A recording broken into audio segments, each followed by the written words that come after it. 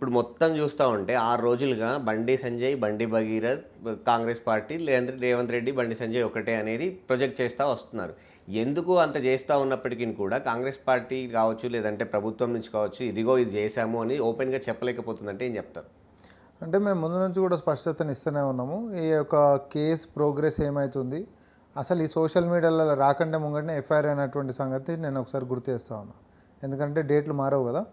FIR అయిపోయిన తర్వాతనే social మీడియాలో ప్రచారాలు అనేటటువంటి మొదలైనవి. ఎఫ్ఐఆర్ ఎవరు చేస్తారు? ప్రభుత్వం చేస్తుంది.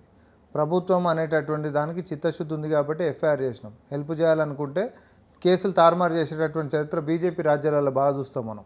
ఎందుకంటే ఆడబిడ్డని అన్యాయం చేసి ఏది రేపు గురి చేసినటువంటి దాన్ని ప్రశ్నించనీకే తండ్రి పోతే ఆ తండ్రిని పోలీస్ స్టేషన్లో కొట్టి చంపినటువంటి పరిస్థితులు చూసినాం.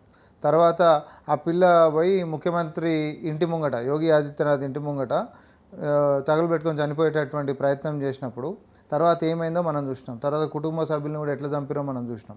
లేకపోతే మీరు ఉన్నావ్ కేసు కూడా మీరు తీసుకోండి, లేకపోతే హత్రాస్ కేసు మీరు తీసుకోండి, ఏవి తీసుకున్నా ఒక దగ్గరనేమో బాధితురాలని చనిపోతుంది పాపం. చనిపోతే తెల్లవారుజామున తెలంగాణ 3-4 గంటలకి పోలీసు వాళ్ళు అంత్యక్రియలు చేసేస్తారు కుటుంబానికి ఇవ్వకుండా. అట్లాంటి దాన్ని మనం తప్పుపట్టాలి. అది బీజేపీ రాజ్యం, అంటే బీజేపీ పరిపాలిస్తున్నటువంటి రాజ్యాలు. ఈరోజు 1, 2, 3, 4, 5 దేశం మొత్తంలో కూడా అత్యధిక రేపులకు గురవుతున్నటువంటి రాష్ట్రాలు ఏంటివి అంటే బీజేపీ పాలిస్తున్నటువంటి రాష్ట్రాలు. కానీ ఇక్కడ తెలంగాణలో ప్రజల ముఖ్యమంత్రి రేవంత్ రెడ్డి గారు తప్పుని తప్పే అన్నటువంటి చరిత్ర చూపించినటువంటి నాయకుడు ఆయన. ఎందుకంటే సంధ్యా థియేటర్ ఘటన గిట్ట మనం గుర్తు తెచ్చుకుంటే ప్రపంచం అంతా సెలబ్రిటీ అంటే చాలా ఒక స్టార్డమ్ ఉంటున్నటువంటి వ్యక్తులు వాళ్ళ జోలికి పోతే ఎట్లా ఫ్యాన్స్కి నచ్చదు, ప్రజలకు నచ్చదు, లేకపోతే ఇంకోటి నచ్చదు అని అంటే బాధితుల పక్షాన నిలబడ్డటువంటి నాయకుడు రేవంత్ రెడ్డి గారు. ఇదైతే చరిత్ర, ఇదే మనం దాచుకునేటటువంటి. తర్వాత న్యాయం జరిగిందా లేదా వాళ్ళకి? అదే పోలీసు వాళ్ళు పట్టించుకోకుండా. కానీ ఇక్కడ ఒక మాట అంటాను, అల్లు అర్జున్ విషయంలో చట్టం తన పని దాన్ని చేసుకుపోతుందని చెప్పారు. ఎన్ని ప్రెషర్స్ ఉన్నా బయట నుంచి అరెస్ట్ అయ్యారు, సరే బెయిల్ వచ్చింది, అది పక్కన పెడితే. కానీ 6 రోజులుగా 7 రోజులుగా దొరకట్లేదు అనే పేరుతో వాళ్ళ లాయర్ ఏమో మీరు నాకు రక్షణ కల్పిస్తే కోర్టు నుంచి వెంటనే వచ్చి ఇప్పుడంటే ఇప్పుడు వెళ్ళి విచారణకు అటెండ్ అవుతారు అని చెప్పి లాయర్ చెప్తూ ఉంటారు. కానీ ఇక్కడేమో 6 రోజుల నుంచి దొరకట్లేదు, అప్స్టాండింగ్లో ఉన్నారు అని చెప్తుంటే 6 రోజుల నుంచి తెలంగాణ పోలీసులకు బండి సంజయ్ కొడుకు ఎక్కడ ఉన్నాడో తెలియదా, దొరకట్లేదా, ఇక్కడ హోంశాఖ ఏం చేస్తుంది అన్న. ఇప్పుడు ఈ 4 రోజుల నుంచి కూడా వెతకడం మొదలు. జనరల్గా పోలీస్ స్టేషన్లలో ఎట్లుంటుందంటే నువ్వు పోయి ఫిర్యాదు ఇస్తావు, ఫిర్యాదు చేయగానే అవతలోని పిలుస్తారు, అవతలోని పిలిస్తే రాలేదనుకోండి ఇంటి దాకా పోతారు, ఇంట్లోకించి లేడు పారిపోయింది అని తెలిసిన అనుకోండి వెతుకుడు మొదలవుతుంది. అవునా కాదా? There is a procedure. Complaint రాగానే మొత్తం పోలీసు వాళ్ళు హుటాహుటిని ఉరికిపోయి వాళ్ళని ఎత్తుకొని వచ్చి పెట్టేటటువంటి సిస్టమ్ అట్లుండదు. ఇక్కడ కూడా ఎఫ్ఐఆర్ అయిపోయింది, ఎఫ్ఐఆర్ అయిపోయిన తర్వాత వాళ్ళని రమ్మంటే రాకుండా తప్పించుకొని తిరుగుతున్నటువంటి పరిస్థితి. అలా కరీంనగర్లో 2 ఇండ్లు ఉంటే 2 ఇండ్ల కాడ సర్చింగ్ అయినా, లేకపోతే ఆ పిల్లాడి యొక్క దోస్తుల ఇండ్లలో సర్చింగ్ అయినా, లేకపోతే పిల్ల బాధితురాలు ఎవరైతుర్రో ఇంకోరైనా ఆయన యొక్క దోస్తులు ఎవరి దగ్గర ఉంటారో ఏందనేటటువంటి సమాచారం ఎత్తుకొని వారి ఇండ్ల కాడ సర్చింగ్లు అయినా ఎక్కడ కూడా ఆగుతున్నటువంటి పరిస్థితి లేదు. ఇవన్నీ మనం ఈరోజు కూడా ఒక ఘటన జరిగితే మరి ఆ క్యాండిడేట్ ఇమీడియట్గా పట్టుకోరు. ఎందుకు అంటే తప్పించుకొని పారిపోయినటువంటిది లేదు. తప్పించుకొని పారిపోయింది అనుకో వాళ్ళని ఎతికి పట్టుకొని రావాల్సినటువంటి బాధ్యత ఉంటుంది. ఎక్కడ దాచుకుండా మీకు తెలియదా అని అంటే ఇప్పుడు మనం అన్నదే అది, మనం ఎతికేది మనం ఎతుకుతున్నాం. కేంద్ర మంత్రి లెక్క ఉంటున్నటువంటి తండ్రి కాపాడుకుంటా ఆయనని మరి ప్రాంతాలు మారుస్తుండా, లేకపోతే పట్టుకోలేనటువంటి ప్రాంతానికి పంపించిండా, లేకపోతే ఇంకోటి ఏదో మనకు తెలియదు. కానీ ఆయన హైకోర్టుకు పోయి అడుగుతుంది ఏంటిది, నన్ను అరెస్ట్ చేయము అని అంటే నేను విచారణకి సహకరిస్తా, నో కోర్సివ్ స్టెప్స్ అని అంటున్నాడు. నేను బండి సంజయ్ గారిని కూడా మేము అందుకనే కాంగ్రెస్ పార్టీ నుంచి ఏమన్నామనంటే నీకు నిజంగా చిత్తశుద్ధి ఉంటే చట్టాన్ని మీరు గౌరవించేటోళ్ళే గిట్ట అయితే మీ కొడుకు తప్పే గిట్ట చేయలేదని గిట్ట మీరు నమ్ముతున్నారు కదా, మరి తప్పు చేయనప్పుడు తప్పించుకొని తిరుగుతుంటే తప్పు మీద పడుతుంది కాబట్టి మీ కొడుకుని తీసుకొచ్చి పోలీసు వాళ్ళకి అప్పచెప్పుండ్రి అని మనం చెప్పినాం. ఇది కాంగ్రెస్ పార్టీ నుంచి డిమాండ్ చేసినాం. అంతేకాదు కేంద్ర సహాయక మంత్రి లేకుంటున్నటువంటి మీరు ఈరోజు నైతికంగా రాజీనామా చేయండి.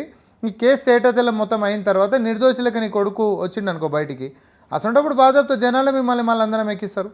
కానీ కాంగ్రెస్ పార్టీ నుంచి అనొచ్చు, కానీ ప్రభుత్వం నుంచి ముఖ్యంగా పోలీస్ శాఖ నుంచి, ఎందుకంటే కేసు పెట్టే రోజు కూడా అర్ధరాత్రి 12 గంటలు దాటే వరకు కూడా ఎస్హెచ్ఓ దగ్గర కంప్లైంట్ తీసుకోలేదు, రిసిట్ ఇవ్వలేదు, సో ఎఫ్ఐఆర్ కాలేదు. సో ప్రతి దగ్గర కూడా పోలీసులు బాధితురాలకి సహకరించకుండా వీళ్ళ వైపు నిలబడ్డారు అనేది ముందు నుంచి వస్తున్నటువంటి. సామాజిక మాధ్యమాలలో ఎవడు పడతాడు ఇష్టం వచ్చినట్టు మాట్లాడుకుంటా, కొంతమంది రౌండ్ టేబుల్ వేసుకొని స్వయం ప్రకటిత మేధావులు లెక్క మాట్లాడుకుంటా, చట్టాలను వాళ్ళే రాసినట్టుగా మాట్లాడుకుంటా, ఉన్న చట్టాన్ని తుంగలో దొక్కుంటా, నాకు నచ్చినట్టు మాట్లాడతా, నాకు స్వేచ్ఛ ఉందంటే అది మాట్లాడవచ్చు ఎవరైనా. కానీ చట్టం అనేటటువంటి దానికి ఒక ప్రొసీజర్ ఉంటుంది. బీయింగ్ అన్ అడ్వకేట్ మనం ప్రొసీజర్ కాకుండా నాకు సొంత వాక్యాలతో నేను మాట్లాడుకుంటా పలానప్పుడు ఎఫ్ఐఆర్ చేయాల్సినటువంటి అవసరం ఏముంది. ఎవరో ఒక ఆమె సోషల్ మీడియాలో చూసిన ఎక్కడో ఒక ఇష్యూ మర్డర్ విషయం కూడా అయితే అవతల అమ్మాయిని కూడా చంపేసేయాలంటారు. ఇది మజాకా లేకపోతే ఇంకేమన్నా నాకు అర్థమవుతలే. ఎఫ్ఐఆర్ అయిపోయింది, దాని మీద చర్యలు తీసుకోమని చెప్పి ముఖ్యమంత్రి గారు స్పష్టంగా చెప్పిండు. ఎవరిని కూడా ఉపేక్షించేది లేదు, తప్పు ఎవరిదైనా పారదర్శకంగా విచారణ చేయండి అని అన్నాడు. తప్పించుకొని తిరుగుతున్నటువంటి వాడిది తప్ప లేకపోతే ఇది తప్పుడు కేసా అదేదనేటటువంటిది విచారణ జరుగుతుంది కదా మనకు తెలిసేది. విచారణకు సహకరించకుండా నువ్వు కొడుకుని దాచిపెట్టి అక్కడ పోతున్నావేందా, నువ్వు రాజీనామా చేయి ఫస్ట్ అని నీ కొడుకుని తీసుకొని రా అని చెప్పి ఉల్టా ఒత్తిడి చేస్తున్నటువంటిది కూడా కాంగ్రెస్ పార్టీ కదా. మేమందరం కూడా మీడియాలో మాట్లాడినాం. అంటే కాంగ్రెస్ పార్టీ నుంచి మహిళా సంఘాలకు సంబంధించినటువంటి నేతలు వెళ్ళి డీజీపీని కలిశారు, పార్టీ నుంచి వాయిస్ ఉంది, కానీ ప్రభుత్వం నుంచి తనకు మద్దతు ఉంది అనేది అక్కడ ఉన్నటువంటి మెయిన్ ఆరోపణ. ప్రభుత్వం ఎవరు, పార్టీ ఎవరు? ఇంకా మా పార్టీ కదా ప్రభుత్వంలో ఉన్నది, మేమే కదా అధికారంలో కూడా ఉన్నది. ఈరోజు ఇప్పుడు ప్రభుత్వంలో ఉండి నడిపిస్తున్నటువంటి మా పెద్దలు మా నాయకుల యొక్క లైన్సే కదా పార్టీ కూడా పాటించేది. ఇదేంది కొత్త కోణాలు తీసుకొని వచ్చి మాట్లాడితే ఎట్లా? మీకు గుర్తుందా ఫోన్ ట్యాపింగ్ వ్యవహారంలో ప్రభాకర్ రావు అనేటటువంటి వ్యక్తి రాత్రికి రాత్రి ఉడాయించిండు. తిరుపతికించి సీదా ఇంకో ఎయిర్పోర్ట్ ఆడికించి దేశాలు దాటిపోయిండు. ఎంతకాలం పట్టింది పట్టుకోవడానికి? ఏడాది మీద పట్టింది. ఎందుకు? దేశ సరిహద్దులు దాటినప్పుడు రాష్ట్రం పరిధిలోకి రానటువంటి వ్యవహారం. అట్లా మీ నాయన కేంద్ర మంత్రి లెక్క ఉన్నప్పుడు నేను ఏడ దాచిపెట్టినో చెప్పాయని మనం అంటున్నాం. మనకుంటున్నటువంటి సమాచారం నువ్వు పోయి నాయనని ఇంట్రాగేషన్ చేసి 4 దెబ్బలు వేసి నీ కొడుకు ఏడునో చెప్పనేటటువంటి వ్యవహారం కాదు కదా ఇది. అవునా? కాదు కదా. సో మనకుంటున్నటువంటి ప్రాథమిక సమాచారం మీదకించి టీమ్స్ అయినరు, ఎక్కడోళ్ళు అక్కడ సెర్చ్ చేసేటటువంటి అనుకున్నారు. ఇది త్వరితగతిగా జరగాలి, అదేవిధంగా పారదర్శకంగా ఉండాలి అని చెప్పి ఒక ఉన్నతాధికారిని కూడా ముఖ్యమంత్రి గారు అక్కడ దాన్ని నియామకం చేసినటువంటి పరిస్థితి. ఇంతకుమించి ట్రాన్స్పరెన్సీ ఏం కావాలి? ఇంకోటి కేసు గిట్ట మనం వదిలేసినామా? నువ్వు ఏడున్నా పట్టుకొస్తామని చెప్పినాం. నిన్న కోర్టుకు పోయారు కాబట్టి పోలీసు వాళ్ళు సెర్చ్ చేయకుండా పెట్టున్నారా? సెర్చ్ చేస్తూనే ఉన్నారు. వాళ్ళ ఇంటికి పోయినరా లేదా? నోటీస్ ఏడిచ్చిండ్రు? మేనమామకి ఇచ్చారు. మేనమామ ఏడుండు? ఇది కూడా బూతు. మేనమామ ఎక్కడుండు? వాళ్ళ ఇంట్లోనే ఉన్నాడు. వాళ్ళ ఇంట్లో ఉంటున్నప్పుడు తల్లి ఉంది, పిల్లగాడి యొక్క తల్లి ఉంది, మేనమామ ఉంటున్నప్పుడు మేనమామ చేతికి ఇచ్చిండ్రు. అంతే తప్ప మేనమామ ఎన్నో ఉంటే బయట మేనమామకు ఫార్మాలిటీకి ఇచ్చింది కాదు ఇక్కడ. ఇది కూడా ఒక స్పష్టత నేను చెప్తా ఉన్నా. బండి సంజయ్ ఇంటికి పోలీసు వాళ్ళు పోయిర్రు, ఆడ దోలాడిర్రు. ఒక్కిళ్ళు కాదు, ఆయనకు 2 ఇళ్ళు అక్కడ ఉన్నాయంట. 2 ఇళ్ళ కాడ కూడా పోలీసు వాళ్ళు లోపల ఎత్తుకొచ్చిండ్రు. సో నువ్వు దాచిపెట్టినప్పుడు, నువ్వు సహకరించినప్పుడు, మీదికి మాత్రం ప్రజాస్వామ్యంలో నేను చెప్తున్నప్పుడు అయినా వదిలిపెట్టరు. చట్టం తన పని తాను చేసుకుంటూ పోతాను ముఖ్యమంత్రి గారు చాలా స్పష్టంగా చెప్పారు.